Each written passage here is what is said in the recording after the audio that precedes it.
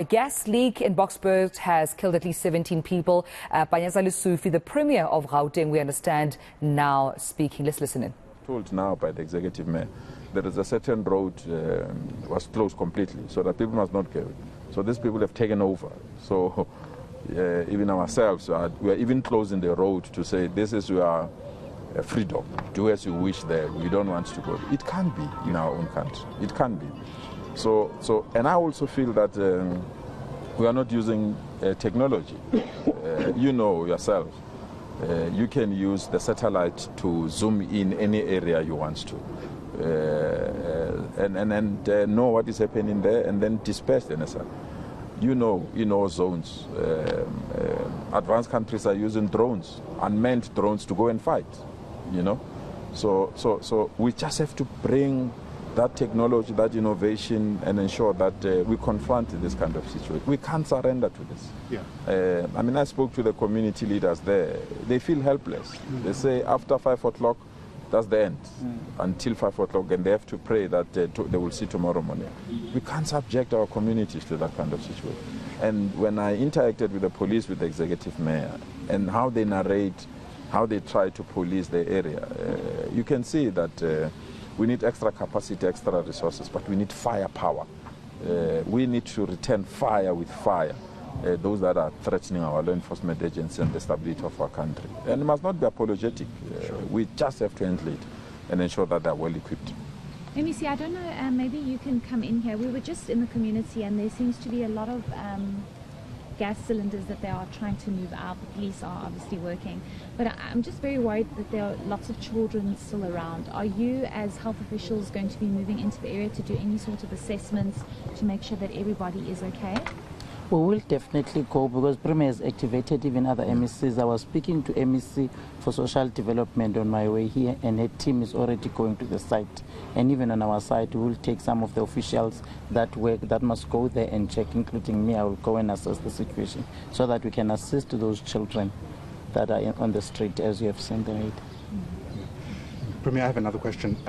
Speaking about the community, you know, incidentally, as we were in Boksburg and as we have our discussion, COSATU, which claims to represent the working class, is holding a nationwide strike. Part of it is unfolding in Bloemfontein. And they're calling for all kinds of things, but questions are being raised about whether or not that strike should be redirected into combating things like the illegal mining that we've seen here.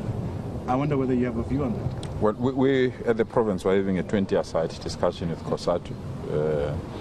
We are selling 4 things to them, and hopefully they will agree. The first one, obviously, is the issue of energy. We need to save the province and ensure that we minimize load shedding.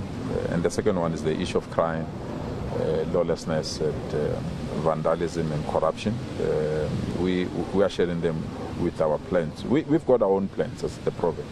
But unfortunately, the leg room legally is very minimum what the province can do in terms of this kind of thing. So, and the third, obviously, is the issue of the economy itself.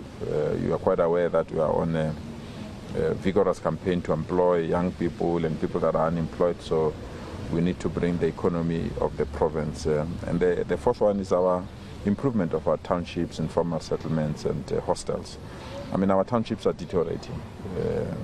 Our informal settlements are worse, and our hostels are really in a bad state. So those are the 4 areas that we are going to discuss with COSATU. We are quite aware that they've taken the national strike. They're observing a national strike across, and we feel it's a democratic right to raise whatever that they want to raise, but we will engage them constructively.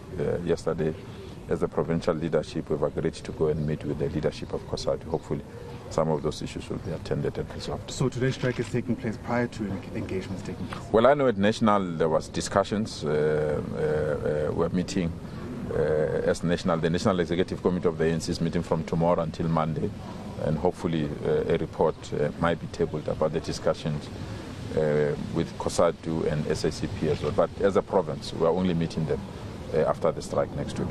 As the chair of the ANC in Gauteng, though, I wonder how you feel about your relationship with COSATU. We know the history that the ANC has with COSATU. It's meant to be this kind of co-governance relationship.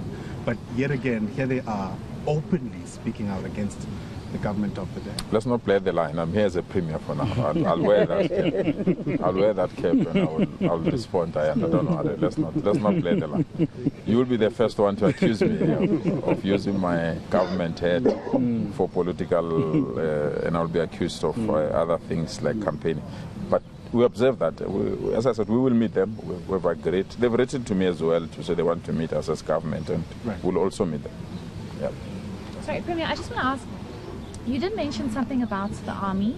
Is that a consideration? Are you considering that, or is it still in Well, talks? as I said, Heidi, the community is calling for the army. We have called for the army as well at one stage as the province.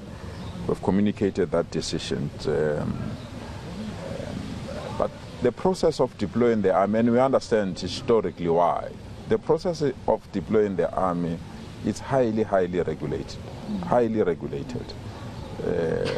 The president must gazette it, the president must consult opposition parties in the legislature. The number of soldiers must be appropriately within the budget. A certain committee of parliament must meet. So it's highly regulated. Even when they are deployed, they can't also openly engage. They need to give support to the police and other things. We really feel that we need a combination of many things. The army might assist, but you know the army, they can't be here permanently. It must be a certain limited period and all other related issues. So the call for the army is correct. We support that. The community have asked that, but I really believe we need to strengthen the firepower of our police force.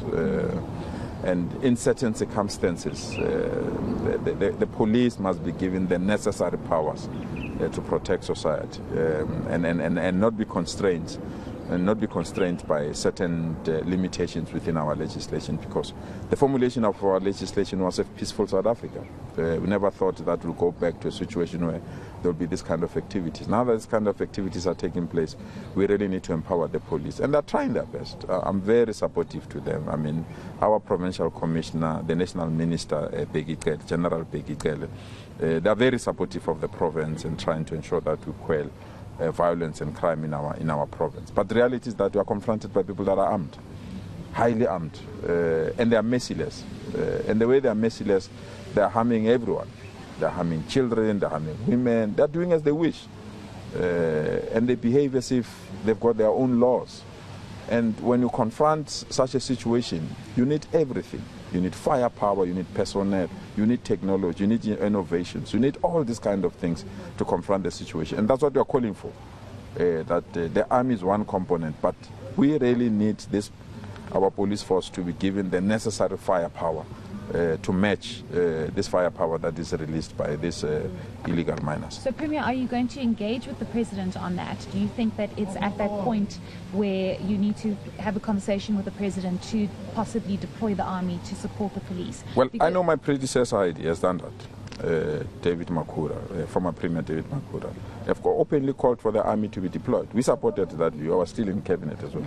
We're still in cabinet as well. We supported that view. And as I said, it's one of the many things that needs to happen. But I'm a strong proponent of getting technology that can confront this situation head on, where you don't have to risk the lives of policemen, but we've got the technology that can go and fight these people and ensure that they are. I mean, we're there and we're told by the police that as soon as the police arrives, they go into the holes, and it's dark there, and police can't go there because it's very dark. But with the technology, we can go there and deal with this kind of situation. So we just need a combination of all things. We can't continue to police using old methods. We just have to go to the next level of policing and the next level of resources, the next level of technology, so that we can confront. Technology is there. We just have to find a way of disposing it to deal with this kind of situation. Okay. Thank you. So Can much. I leave you here? Yes. Thank you so much. Thank you so much. We appreciate it. Thanks.